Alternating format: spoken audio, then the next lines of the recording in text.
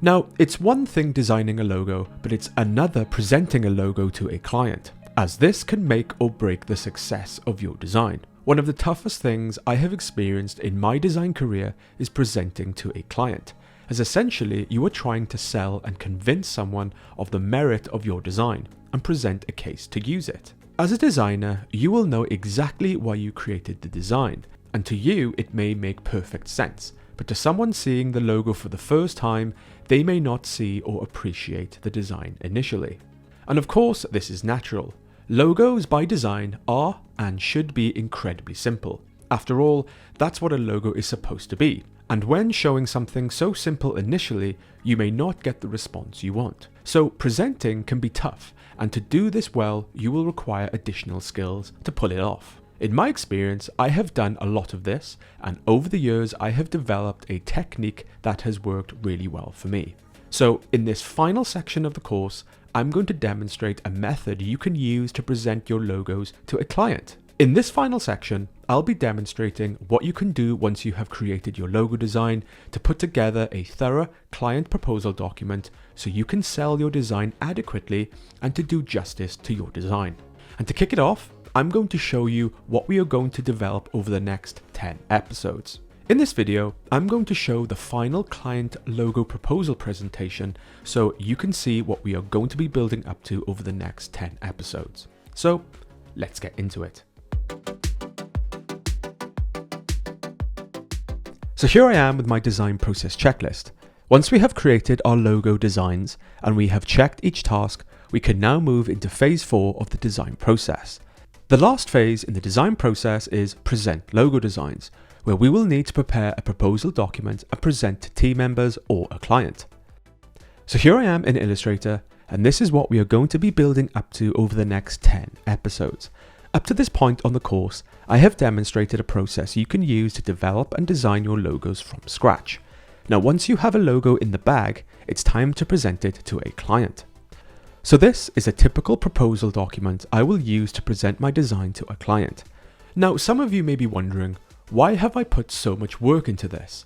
Is all of this really necessary? Well, this is the difference between a logo you get on Fiverr and a logo design you pay a professional thousands of pounds for. When someone pays thousands of pounds, they are paying for your professional experience and a bespoke and custom creative solution based on a careful thought process. This proposal document demonstrates a deep process of thought, understanding, and a professional design approach catered exactly to the client. I have used this technique many times in my career to sell my design to great effect, in which I have been paid hundreds of thousands of pounds in my career as a freelancer.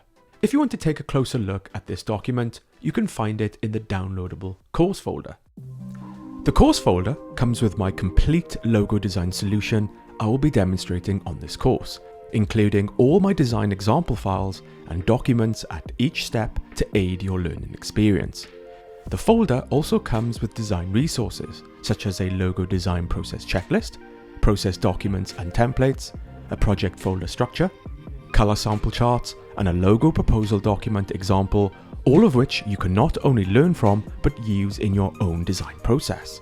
To get the full learning experience and use the resources to help develop your own logo project, I recommend you get the course folder.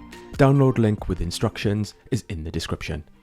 So with the course folder open, click into the design process example folder, click into the presentation folder, and click to open the Illustrator document or PDF called Euphoria Proposal, and you will have the same document I have open here. So some of the biggest tips I think I could possibly give you when presenting your logo design are: never reveal your design cold to a client. Take your client on a journey, tell a story, and always present your work. Never just show a logo design and say, "Hey, here it is, what do you think?" Never send flat JPEG images over email either, as you will never know how they will appear. And again, you don't want the client just opening up a logo cold without any build-up. This will undermine your skills, and chances are the client will be underwhelmed and unconvinced. Take the client on a journey. Now, this is really important.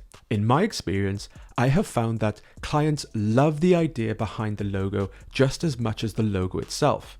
This gets them really excited and invested in your design. Also, it's an opportunity to show the work you have done, which helps to impress the client further and sell your design more successfully. So take the client on a journey and tell a story. And always present your work. Never let the client see your work without you present. Always look to warm the client up to your ideas first and reveal your design after they understand your ideas. Now, to do this well, we need to use a proposal document. So this is a typical client logo proposal document I will use to present my design. Now, we will be getting into all the details as we progress over the next couple of videos, but for now, I'll just give you a quick overview. So when presenting my design to a client, I will do this in 4 key sections. Section 1 will include a project recap. Section 2 will include a strategy overview. Section 3 will include concept territories, and Section 4 will include the creative solutions. Presenting my design in this order allows me to take the client on a journey of my process, tell a story of how I came up with my ideas, and finally reveal the logo design. When putting together a proposal document, structure is really key, and it will allow you to craft your narrative and communicate your ideas really clearly in a way a client will understand. Now, it's important to mention here that there are a variety of ways you can present your design to your client. Some designers and agencies will have different styles. Some may choose to include more details than others and perhaps use different means. For me, I like to include enough so the client can get a good understanding of how I came up with my ideas and develop my design as well as reveal the final logo. So taking a closer look at the proposal document, you will see I have included some key elements. When building your proposal document, I would always recommend you include parts of your design process to show a client how you developed your thinking. Adding process adds value to your design, value for the client, and makes you look like a top-notch designer. I always get good feedback on my proposal documents because they are so thorough and tell a good story. So in the first section, I include a project recap. This covers several pages and includes a breakdown of the design brief and the key creative challenges. Now, you never know who you will be presenting to. Some people in the room may not be familiar with the design brief. Also, it can take weeks to develop a design, and I find a quick recap brings everyone up to speed, ready to see the design that will follow. With a quick recap, I then like to move into the section where I discuss strategy. Now, this includes snapshots of the process I use to fully understand the product, company or business, to inspire creative thought and direction. This shows the client that a lot of thought has gone into it to really consider the unique qualities of the product, company or business to inspire a bespoke, meaningful and appropriate design. By taking the time to showcase your strategy, by this point the client is normally invested, will see where you are coming from and hopefully will like some of the ideas and the groundwork that has been covered to reveal some interesting qualities of their product. This shows you have done more than just whip up a design. It shows you have really thought about it and considered the product carefully. Again, more value for the client here. So once I have demonstrated understanding, consideration and interpretation in the strategy overview section, I then like to introduce inspired concept territories with rationale. Depending on the requirements, this may include one or few. Concept territories are like themes and key areas that outline a core idea or direction I will base a design on generated from the research, discovery and brainstorming stage. This is here to show the meaning, purpose and focus of my intended design. Once I have set out the ideas I want to base my design on, I then like to move into the last section where I show creative solutions. Now this will include development, final artwork and in situ visuals. So the last section begins with some initial development where I will show snapshots of the process I used to generate some visual ideas for a concept territory. Here a client can begin to see how I have connected the dots and started to see how a logo could be made inspired from the unique qualities for the specific territory. Here I will include some images of my early process and initial logo development.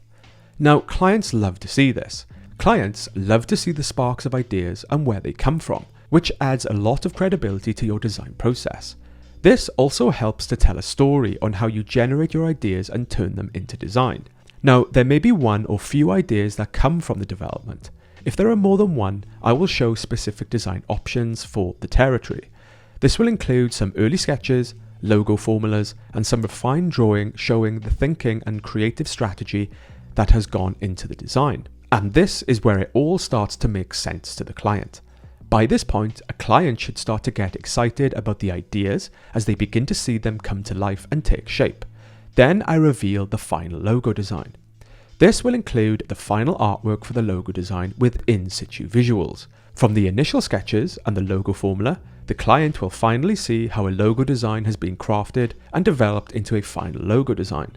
Here I normally introduce this in black and white so the client can appreciate and understand the main elements of a logo design.